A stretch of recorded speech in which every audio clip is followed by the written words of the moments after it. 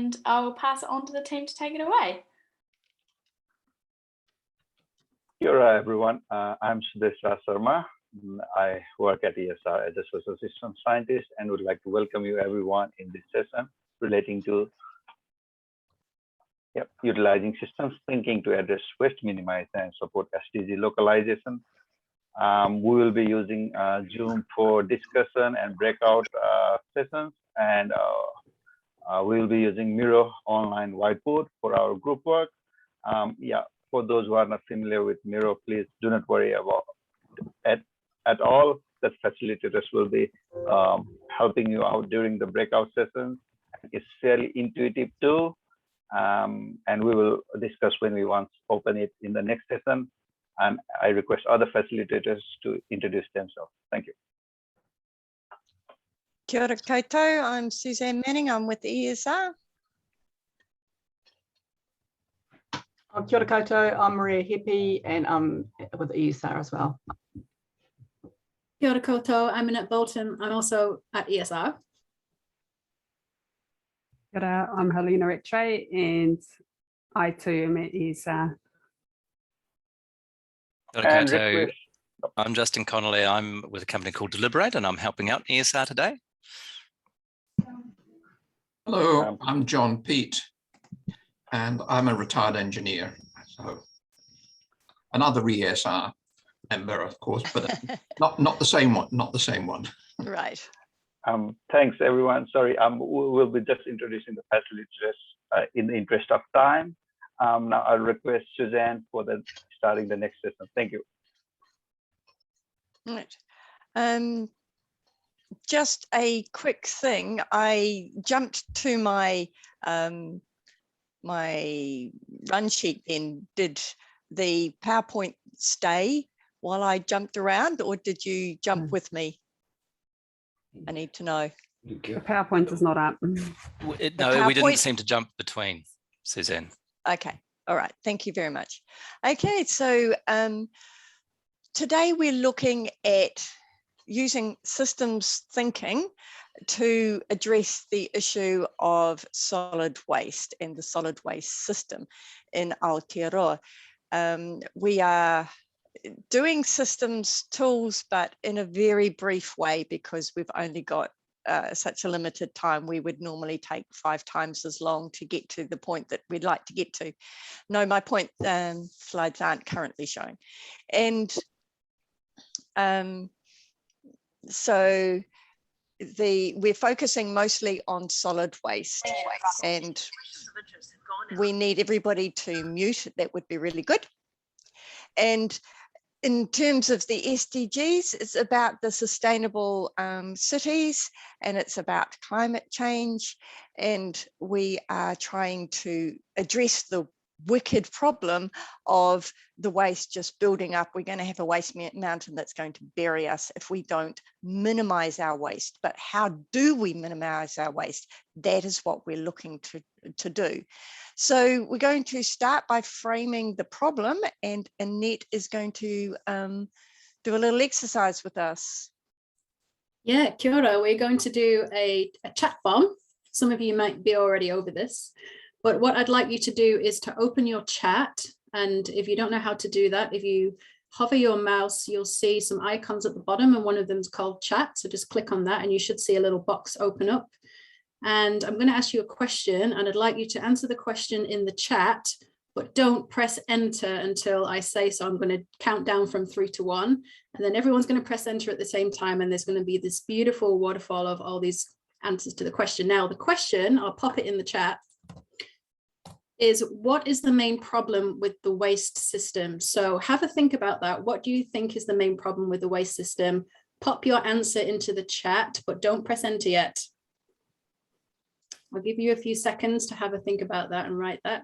And when everyone's done, can you just, for those people who've got the video on, can you just pop your hand up so I know?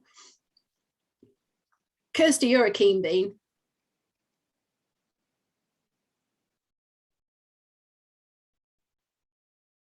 Okay, it looks like most people are ready. So I'll count down. 3, 2, 1, go for it. Woo! I'm going to pass on to Justin. That was chaos. So my not unchallenging task is, whilst Annette is filtering these by hand, I'm going to be trying to look for similarities across them. We've got lack of education, and we've got incentives mentioned there. Scale, recycling doesn't work. Too much produced waste. So there's a quantity of waste component. Linear, verbose, but very important comment there. The problem is that waste is created at all. Need to redesign products to stop waste generation. So there's sort of a producer component there. Too much waste to begin with. Volume, that's cropping up a couple of times, just the volume of waste. Packaging and plastic single use. Those who create the waste in the first place. The waste system isn't joined up, connected. It's not sustainable. Difficulty reusing material into usable products. So there's sort of a reusability, waste as a resource component there. Logistics of waste retrieval, sorting and disposal, no continuity, lack of knowledge. It's not unified. That's cropped up earlier as well. It's here forever. Absolutely. Education and ignorance, with people don't know or care enough about where waste ends up. Maybe they don't realize there is another path for waste. So yep, an awareness, education kind of components there. Not sustainable, not disincentivizing plastic. So speaking to inherent incentives in the system. Alternate and simple alternative options. So having alternative options. I'm seeing all sorts of things there. Annette, what are you seeing as well? I'm getting stuff about incentives, stuff about product stewardship, the right word, you know, in terms of ownership right from the beginning, the people who make stuff. I'm getting not joined up as a waste system. Education, lack of knowledge, lack of awareness. Huge amount created to begin with. We had plastics crop up a couple of times in terms of the single use. Too much stuff from us. I think there's a bit of, I suspect behind that there's a little bit of a sort of a consumerism thread or angle, right, in terms of a couple of those comments. Logistics for waste retrieval, sorting and disposal. So a very complex, complicated process. Difficulty reusing material, we said that.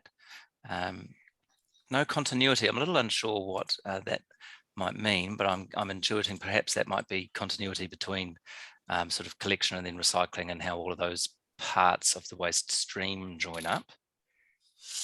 How well do you feel they simmer down into a few themes we could use in groups? Yeah, I've got 6 here that we can go with.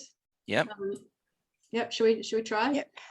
Well, we will in a sec. Annette, maybe we give ourselves some choice. Can you find 2 extras to put onto there? Yeah, yeah. And in the meantime, we're going to go to the Miro board, and it would be really good if you could join us there. Open a Chrome browser, please don't use Internet Explorer. But if you can't do that, then we will be sharing a screen so that you'll be able to see it. But Sudesh is going to tell you about it while I post the link. Thank you, Suzanne. So as soon as Suzanne pressed, oh, she have done it. So if you could please click on that link and open the Miro board, and I will try and share my screen with the Miro board and take you through some of the key steps that we need. And again, like, please do not worry about it. We will have facilitators helping you out in each of the rooms. And Miro is a very intuitive tool, like it's a whiteboard, which I'm sure most of us are familiar with. Without delay, I'll just share my screen.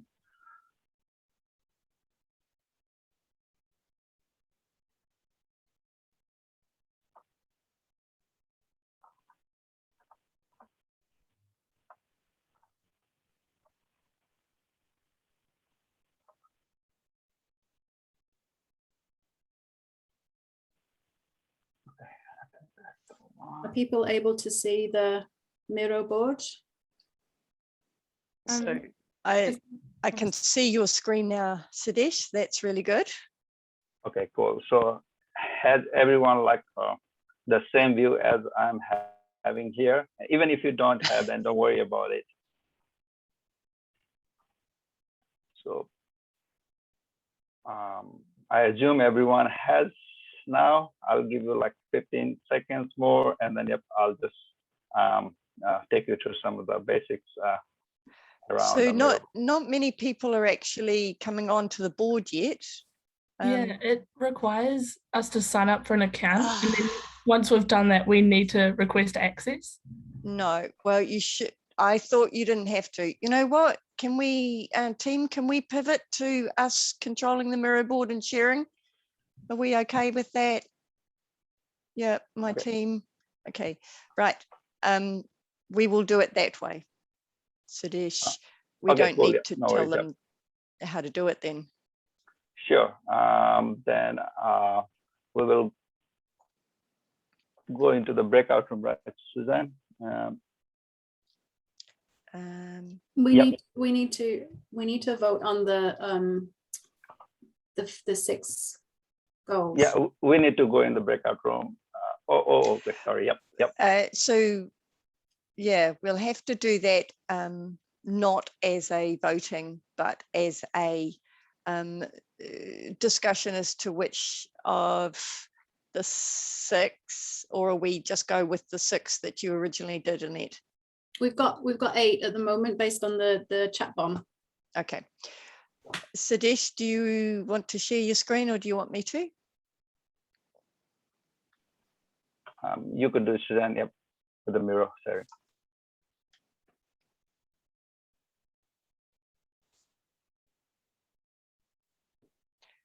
So are you seeing this?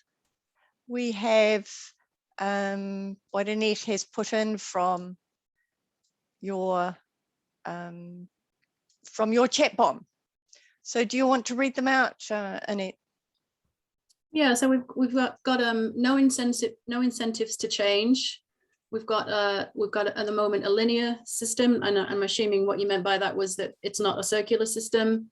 There's a lack of general education or awareness around waste minimization. There's no stewardship. I think you mean from the people who produce the waste and taking responsibility for the waste.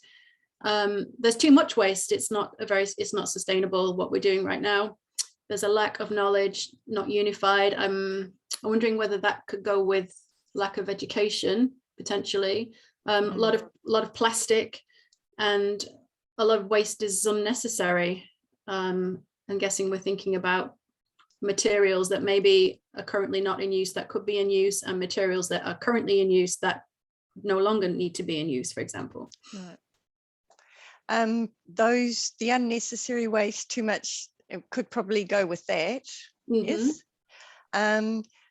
Do we go for poor recycling rates or recycling? Justin is giving me a thumbs up. I'm sorry, that cropped up in a few comments in terms of low rates. Okay. I think that's okay. So if we go with these, this is 1, this is 2, this is 3, this is 4, this is 5, this is 6. Are you able to copy that over, Annette? Yeah. To group 1, 2, 3, 4, 5, 6. So what this means, I'm going to stop the sharing. What this means for everybody is that we are going to go into breakout rooms, and breakout 1 will be talking about that, focused on that first problem, which is there's no incentives to change. So in group 1, and you will have Sudesh as your facilitator, the idea is to work through the systems tool, thinking about the waste system, but thinking particularly about how you can address that problem of there is no incentives to change.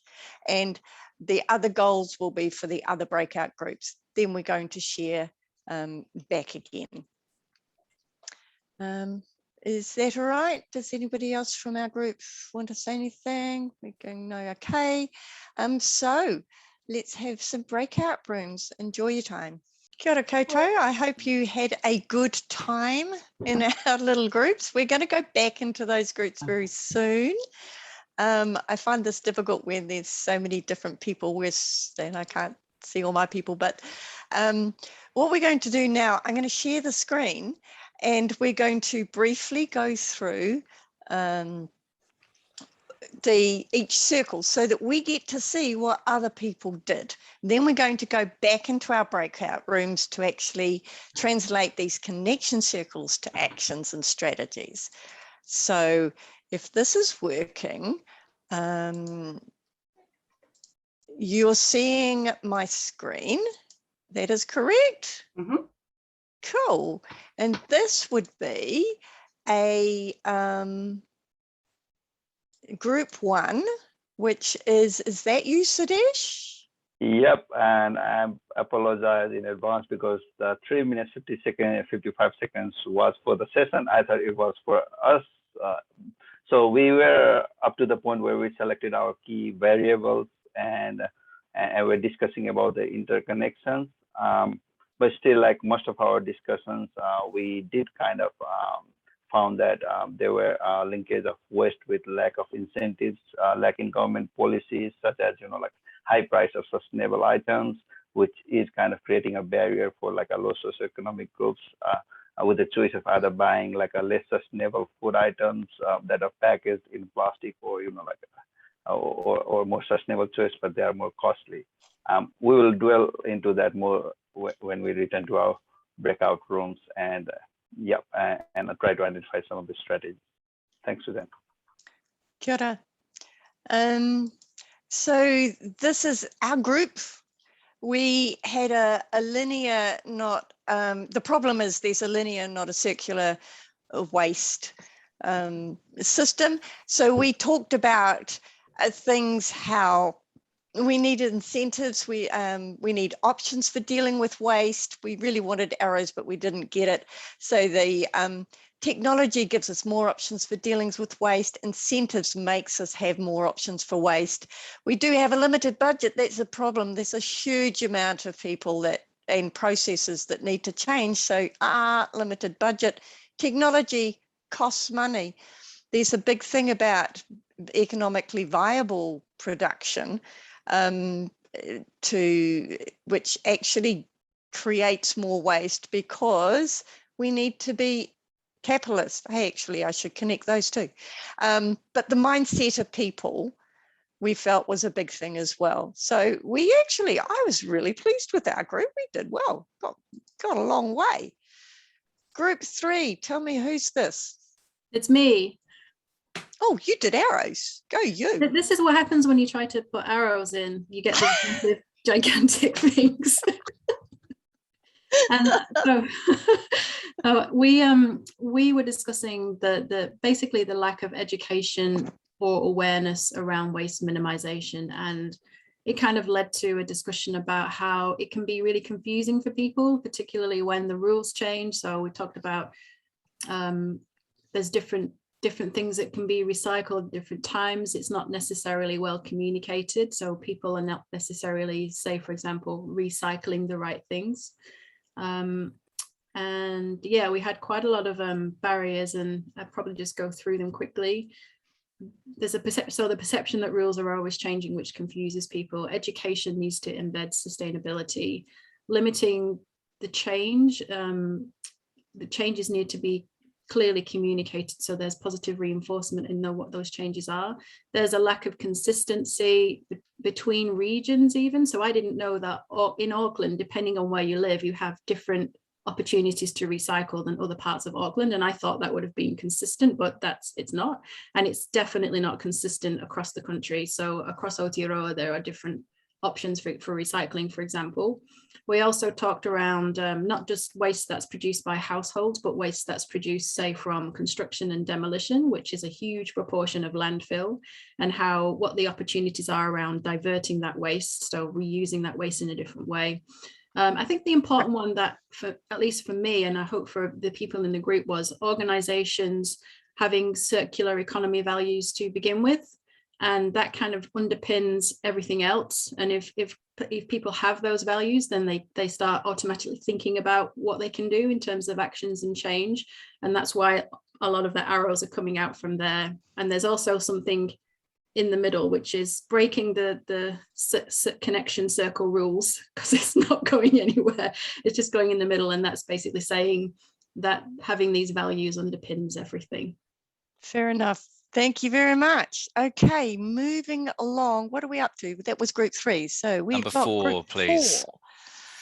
Great. And so we had a good little discussion. We have an alternative again on arrows. So hopefully you can see there's a hand drawn with direction on them as well. Oh, you're so good. Yeah, we had a mixture of points and discussion around things ranging from, lack of regulation and consumer demand for very consumable products, recognizing that mass production down the bottom was very cheaply available, and that kind of reinforced the too cheap to buy new rather than fixed current sort of attitudes.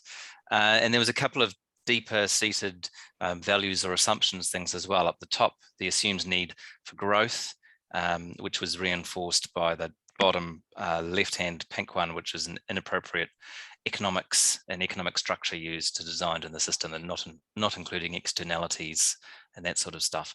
You see that the ones that kind of connected the most were probably the regulation influenced a lot of things, but not necessarily was influenced by other stuff.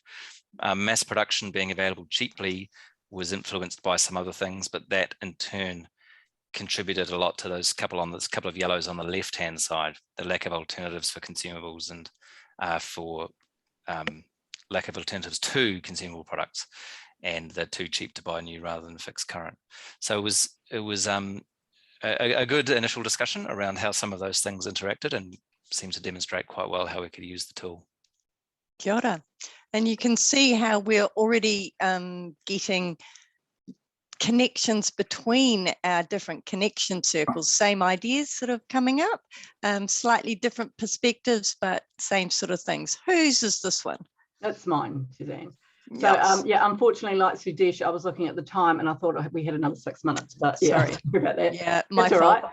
But a lot of what people have already said, we kind of came up with it as well. So our problem was, it's too much plastic, not sustainable, etc. So we also looked at incentives for not only producers not to use plastics, but also incentives for people not to, incentives to recycle. So that could be games or competitions. Someone talked about at the university, they'd had a competition there of an app, and if they got all these questions right about recycling, they got a free pizza, that type of thing. And also that reduce and reuse before recycling. Always thinking about that. It's not just about recycling. Recycling should be the last resort. Making it easy to recycle, so it's easy for people to do. Yeah, and just what other people talked about, like consumerism culture and the capitalist economy, linear economy. And then also New Zealand, a lack of infrastructure for recycling and reuse is a big one. So yeah, I know we're short for time, so I'll let you jump to group 6. Kia ora. That's great. That must be Helena, yes? Right, yes, and so we're doing things a little bit differently here. We've got our effects on the outside and our causal factors on the inside. And Vanessa is going to kindly give us a bit of a update on that. If you're okay with that, Vanessa? Yeah, no problem. So we looked at poor recycling rates, not a long-term solution. So some of those key areas were through lack of education and lack of access, looking across New Zealand, some of the access to actually recycling centres and areas that could have that viability may not exist, or it becomes a barrier. So you see illegal dumping that's happening. Little incentive that exists already. So it's a lack of follow through. People tend not to do something if there's not a benefit to it. It's the what's in it for me. The lack of, a little small here, but lack of options for plastic that are plastic dominant in supermarkets. Thank you. And So it's the lack of actual packaging options that are available. So that's linked into there. Waste fatigue, because as a society, we're inundated with all these constant little micro changes that are happening in recycling and waste. People get overwhelmed. So there's poor compliance because they just throw their hands up and give up. And back to the lack of education, it's that poor uptake. It's just a lot of times it's due to the lack of knowledge. You're standing in front of 6 different recycling bins and not sure which one to put it, so that it tends to just end up in a waste bin. So that was what we came up with from this point. That's great. Thank you very much. Okay, I'm going to stop sharing for a short time, and we're going to go back into the breakout room. Kia ora koutou. Okay. We all survived that too. Did you have good discussions? I enjoyed it. I hope my group did. Yeah, I'm getting that. I believe that we've only got a few minutes left, so we're not going to go back to your to the mirror board, but we will be distributing that later. Yeah, Annette's great. But I'm going to hand it over to Sudesh to talk, and I'm going to share my screen so he's got something to talk to. Is that all good, Sudesh? Thank you, Suzanne. As Suzanne said, we'll be sharing the screenshot and some of the resources relating to systems thinking methods and tools. Today was just our attempt to provide you a flavor of systems thinking approach in understanding a complex issue or a problem. And as we have introduced in our introduction, most of us facilitators are from ESR, and I'd like to thank Justin for his time and helping us facilitate the session, who is from Deliberate. We are doing this as a part of Social Systems Lab initiative, which is under construction within ESR. We represent social systems team from ESR, and we have recently established Social Systems Lab, which is a work in progress and which aims to work collaboratively, utilizing co-design and system science to kind of support the sciences that ESR do within ESR as well as beyond ESR to enhance the well-being health of iwi hapu communities and focusing on health and environment issues. The Social Systems Lab has 4 key focus areas, which are exploring system science theory and practice. We do method innovation, process innovation, and we bring those theory and practice into debate, as well as exchange knowledge within our fellow systems thinking professionals. We kind of, the Social Systems Lab aims to create space for participation, diverse perspective, learning and action. And as a part of Social Systems Lab, we are in this SDG Summit to create, to build those collaborations.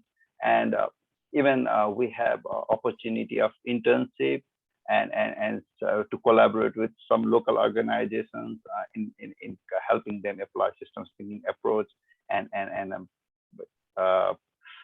address some of the sustainable development issues. We also work on strategic capacity building and support within ESR as well as beyond in the area of systems thinking, system methods, systems leadership. And systems leadership is a emerging concept within the systems thinking space, where we are trying to explore and apply into our practices.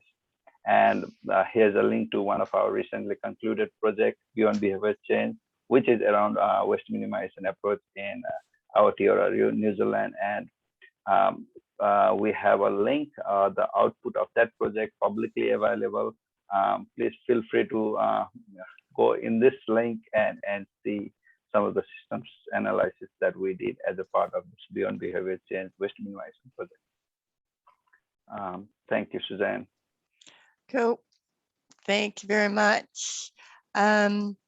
So if we're at 2:10, we're allowed a couple of extra minutes, are we? Yep. Yep, thank you. What we'd really like to do is get your feedback. But actually, because we can't do the voting, we might. Yeah, I don't know how to do this in that case. We might just have to skip it, I'm afraid. We'd set it up for a different way.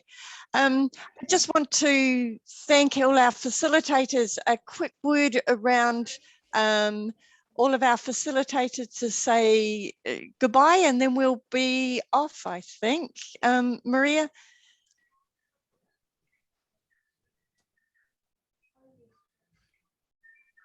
See you guys later. Thanks for your hard work. Thank you, Helena. And then Justin. I would just like to say that Team 6 was the best. Awesome. Annette and Justin, you can talk, and then Annette. Kia ora, everybody. Thanks. Team 4 was actually the best, but we're all wonderful in our own ways. Thanks for having me. I debate that. I think Team 3 were definitely the most awesome. I'd just like to say thank you for all of you for your really interesting kōrero. Sudesh.